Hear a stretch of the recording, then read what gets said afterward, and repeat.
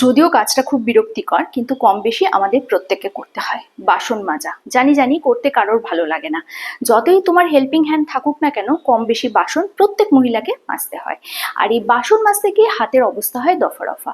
যারা আমরা নখ রাখতে ভালোবাসি, নখ রাখতে পারি না, নখ ভেঙে যায়। তাছাড়া হাত দিয়ে একটা আষ্টে গন্ধ, হলুদের দাগ, এই সব কিছু সমস্যার মুক্তি এক চুটকিতে। যারা এই সমস্যায় ভুগছো, আজকের ভিডিও তাদের জন্য। হে গাইস, আমি পাপিয়া আর টিপস আপ ব্যাকে তোমাদের সকলকে স্বাগত।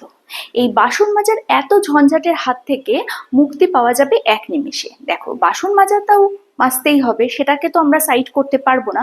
কিন্তু এই হাতে নোংরা দাগ বা বাজে স্মেল বা নখ ভালো রাখার জন্য আমরা যেটা করতে পারি, লেবু, যে পাতিলেবু আমরা খেয়ে ফেলে দিই খোসাটা, সেটার মধ্যে যদি ভালো করে নখটাকে রগড়ে নিতে পারো বা পুরো হাতে লেবুর খোসাটা রাব করে নিতে পারো। আরো ভালো হয় যদি প্রতিদিন একটু ঈষদুষ্ণ গরম জলে ওই লেবুর খোসাগুলো দিয়ে হাতটা চুবিয়ে রাখতে পারো, তাহলে কিন্তু এক চুটকিতেই সমস্যার সমাধান। তাহলে বাসন মাজা থাক বাসন মাজার মতো, আমার হাত থাক মোমের মতো। কেমন লাগলো আজকের এই ছোট্ট শর্ট ভিডিও? ভালো লাগলে কিন্তু কমেন্ট করো।